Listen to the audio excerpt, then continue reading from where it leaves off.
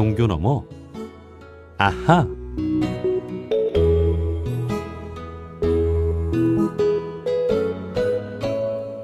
매주 월요일 코너입니다. 종교 넘어 아하. 종교의 우를 넘어 이웃 종교에게 배우고 종교 본연의 역할에 대해 생각해보는 시간인데요. 5월은 가정의 달이고 지난주 어버이날이 있었죠. 이맘때가 되면 바빠지는 곳이 있습니다. 바로 노인 요양시설인데요. 원불교 정신으로 설립된 원광효도마을이란 곳이 있습니다. 원광효도마을은 무자력자 보호라는 원불교 정신으로 설립돼 내 부모처럼 모시기의 덕목을 실천하며 어르신들의 의료와 복지에 최선을 다하는 노인 요양시설로 지난해 장기 요양기관 평가에서 최우수 A등급을 받기도 했는데요. 뿐만 아니라 원광효도마을은 지역사회의 효문화 확산을 위한 효실천의 선도적 모델을 보여주며 효의 근원 도량으로 인정받고 있습니다. 오늘은 진정한 효란 무엇인지 원광효도마을 사무국장이신 김동원 교무님과 말씀 나눠보겠습니다. 교무님 안녕하세요.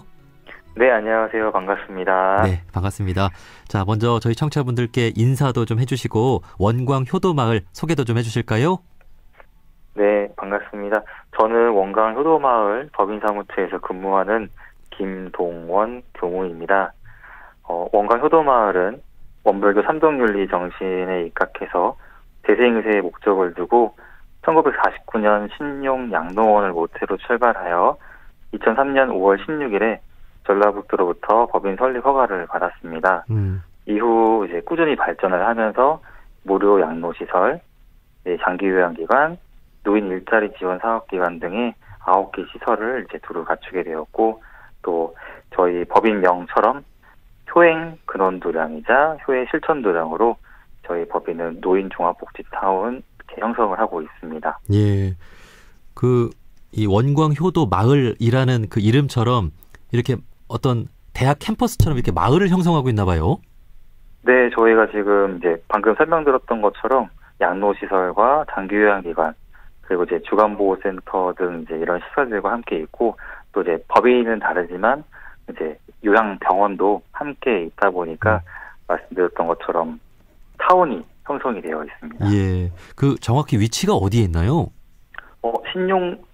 전북 익산시 신용동에 위치해 있습니다. 그렇군요.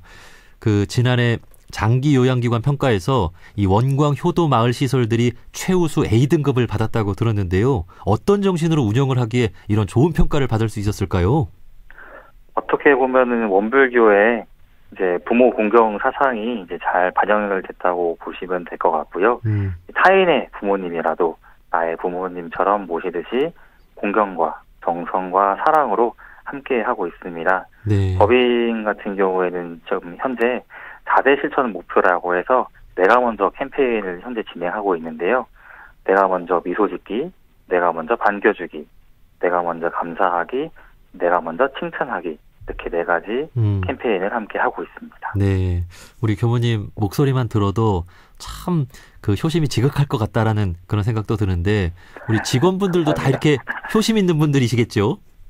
네, 저희 기관 시설 이제 직원분들 같은 경우에도 이제 보건복지부 장관상, 도지사상, 시장상 등등 많은 이제 포상들 이렇게 받고 계십니다. 네. 저희가 어떻게 보면은 좀 자랑할 것도 자랑해야겠죠. 그럼요. 네. 사실 참 어려운 일이죠. 남의 부모를 내 부모처럼 여긴다라고 하는 것이 참 우리 원불교의 가르침 중에 부모운이라든지 또 타자녀 교육이라든지 이렇게 어른을 공경하고 또 어린이를 사랑하는 그런 정신이 있는데, 네네. 예, 이 원광효도 마을에서 우리 노인분들을 이렇게 모시는 각별한 마음이 느껴집니다.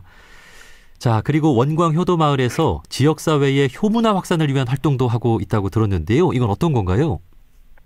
네, 소개해 주셨듯이 저희 법인은 익산시 보조금 지원 사업으로 이 활동을 하고 있습니다. 법인 목적 사업 중에 효행 사업이라고 볼 수 있는데요. 2가지 행사들을 진행을 하고 있습니다. 첫 번째는 효행 스테이 캠프가 있습니다. 효행 스테이 캠프는 이제 초등학교 1학년에서 6학년 학생들을 대상으로 진행을 하는데요.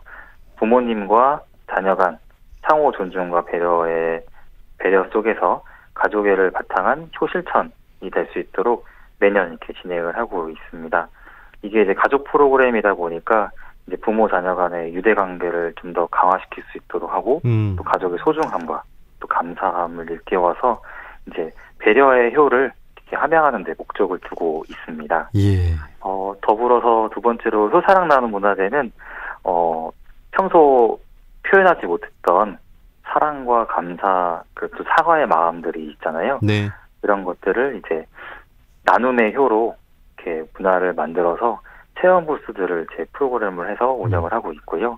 이제 세대 간의 이제 갈등이나 또 이런 것들을 이제 해소시키기 위한 교류의 장이라고 보시면 좋을 것 같습니다. 네. 사실 부모 자식 간에 뭐 특별한 계기가 없으면 더 마음을 털어놓고 서로를 알아가기가 참 어려운데 이 효행 스테이 캠프를 통해서 우리 가족 간에 참 많이 좀 친해지고 그런 계기도 되겠어요. 프로그램 자체가 좀 더 스킨십을 할 수 있도록 하게 하고 또 아이들 또 부모님들이 생각할 수 있는 그런 프로그램들을 만드는데 지난 이제 캠프 때 이제 한 가지 일화가 있다고 하면 예. 부모님을 찾는 미아가 됐어요. 그러니까 상황 자체를 이제 설정을 해서 예. 이제 미아가 돼서 우리 부모님을 찾습니다. 또 반대로 우리 아이를 찾습니다라고 해서 특징들을 이제 막 이렇게 적는 거죠. 예. 이제 얼굴에 어디 점이 있고 어떤 옷을 입었고 이런 상황들을 이렇게 하다 보니까 부모님도 내 자식에 대한 그 애틋함과 또 아이들은 아이들대로 부모님의 소중함을 이제 이렇게 찾게 되는 그런 소중한 시간도 있었습니다. 와, 정말 이런 상황을 체험하면 얼마나 대자녀가 귀하고 우리 부모님이 보고 싶고 그럴까요? 예. 어떤 이제 부모님 같은 경우에는 눈물도 막 흘리시면서 네. 너무 이제 이렇게 감사하다 이런 프로그램을 진행해 주셔서 이런 피드백도 받았었고요. 참 우리가 있을 때 잘하자 이런 말이 있는데 예. 자녀가 이렇게 뭐 아프고 또 이렇게 다치고 또 그럴 때만 더 이렇게 챙기는 것이 아니라 평상시에 더 사랑해주고 네네. 우리 자녀들도 우리 부모님 늙고 또 병들기 전에 평소에 정말 잘해야 되겠습니다. 예. 네. 자, 그리고 요즘 왜 그런 말 있잖아요. 뭐 젊은 사람들이 또 어른 공경 정신이 없다, 뭐 버릇이 없다 이런 말이 있는데 우리 어린이들이나 청소년들을 만나 보면 이렇게 어른 공경 정신이라든지 효 정신이 좀 살아 있는 것 같습니까? 제가 만난 이 어린 친구들은 다들 이렇게 교육을 잘 받았는지 효 정신이 다들 이렇게 깨어 있고 되려 이제 프로그램을 진행하고 캠프를 진행하다 보면 오히려 이제 어른인 제가 아이들을 더 스승님처럼 예. 부모님에 대한 마음을 애틋함을 더 이렇게 찾아가는 그런 시간들도 많이 있었어요. 예. 그러다 보니까 우리 아이들은 내 주변에 있는 아이들은 정말 부모님을 존경하고 서로 존중하고 배려하는 이런 아이들이 많이 있구나. 아직까지는 우리 사회는 효행 정신이 살아있구나 라고 많이 느꼈습니다. 교무님께서 이 어린이들을 보고 많이 배웠다 이렇게 말씀을 하시는 게 저도 좀 공감이 되는 게 네. 어렸을 때는 저도 더 부모님한테 좋아한다 사랑한다는 표현을 더 잘했던 것 같기도 해요. 예. 네, 맞아요. 근데 나이 들면서 조금 서먹해지고 그런 표현을 좀 덜 했던 것 같기도 한데 우리 어린 자녀들처럼 이렇게 표현을 좀 잘해야 되겠습니다. 우리가 어른이 돼서도. 예. 네네. 자, 그리고 이제 교무님께서는 많은 어르신들을 또 원광 효도 마을에서 가까이 또 보고 계신데 어떤 게 진정한 효일까 하는 생각도 해보셨을 것 같아요. 교무님 생각하는 효란 무엇인가요? 너무 기본이지만 제 자신도 지금 잘 안 되고 있는 부분이라고 한다면 이제 소통인 것 같아요. 예. 부모님이 원하는 부분을 캐치하지 못하고 물어보지 못하고 또 그걸 이렇게 듣지 못했던 부분들이 지금 5월달 되면서 더 이제 죄송함이 더 이렇게 오고 사실 저도 어버이날에 이른 아침이라도 전화 못 드리고 나중 저녁 다 돼서 전화 드렸어요. 예. 이러다 보니까 뭐 업무에 쫓기고 뭐 이런다고 핑계는 되지만 되려 이제 그런 소통이 원활하고 내 마음을 표현할 수 있다라고 하면 그게 효가 아닐까 생각이 듭니다. 결국은 자주 안부 전화도 드리고 자주 이렇게 표현하고 예, 네. 그런 게 참 중요한 것 같습니다.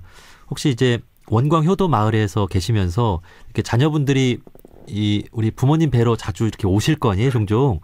네네. 그러면은 참 그 각별한 마음들을 느끼실 것 같아요. 그 우리 직원분들도. 네. 네, 맞습니다. 지금 이제 코로나19가 이제 좀 더 단계가 이제 하향되고 또 사회적으로 이제 대면 면회라든가 이런 부분이 많이 풀렸잖아요. 네.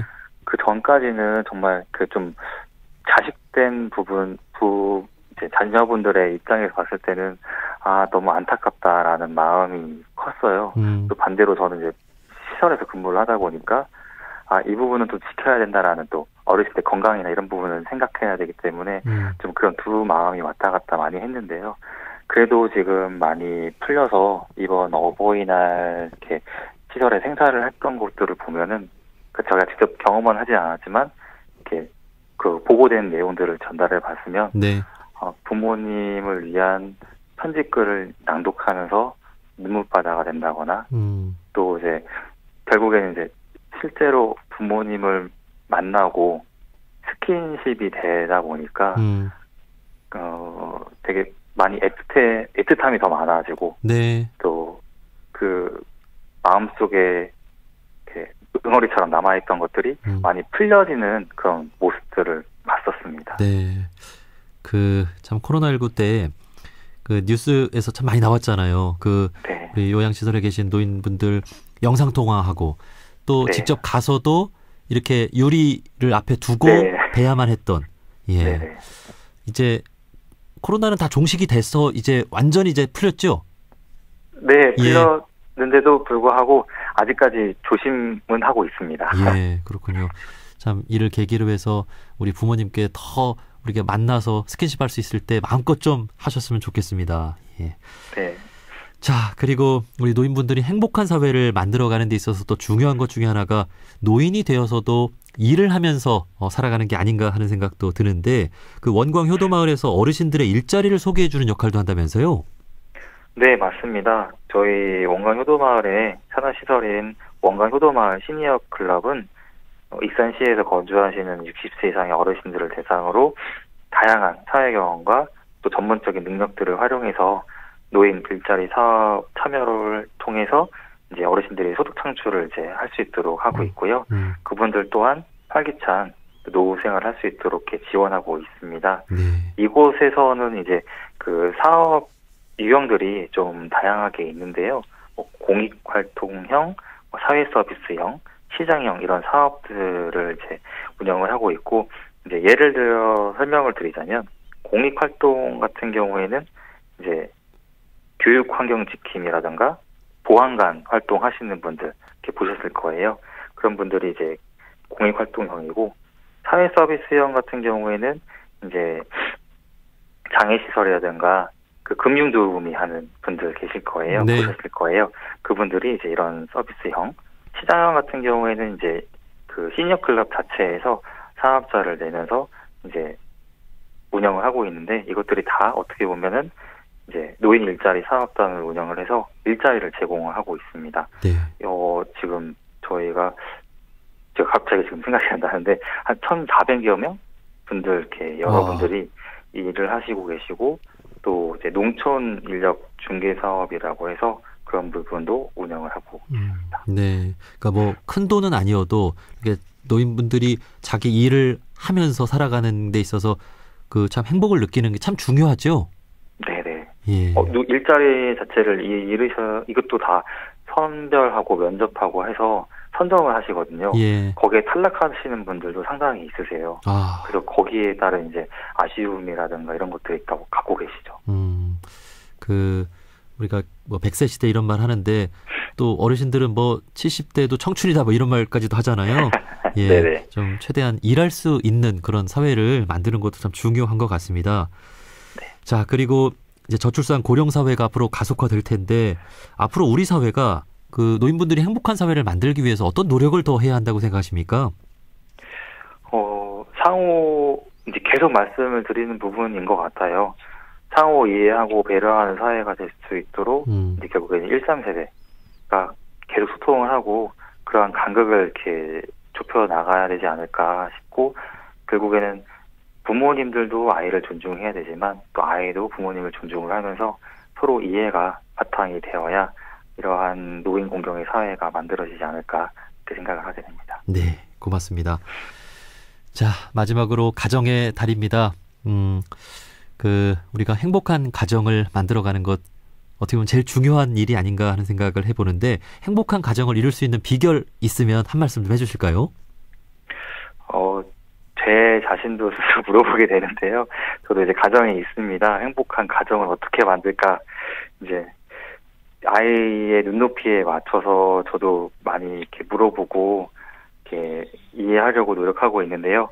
이제 가정이라는 곳이 결국엔 사랑과 또 은혜가 넘쳐나고 샘솟는 곳이어야 된다고 생각을 해요. 네. 결국에는 그렇게 한다고 하면 결국엔 또 소통과 또 존중과 또 배려의 그런 모습들이 함께 아울러져야 극으로 티닿지 않고 중도 있게 또 사랑과 은혜가 넘쳐나지 않을까 그렇게 생각을 해봅니다. 네.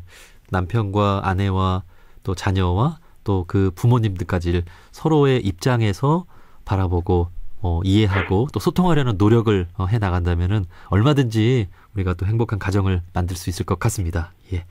네. 자, 여기까지 말씀 듣겠습니다. 원광 효도마을 사무국장이신 김동원 교무님이었습니다. 교무님, 오늘 말씀 고맙습니다. 감사합니다.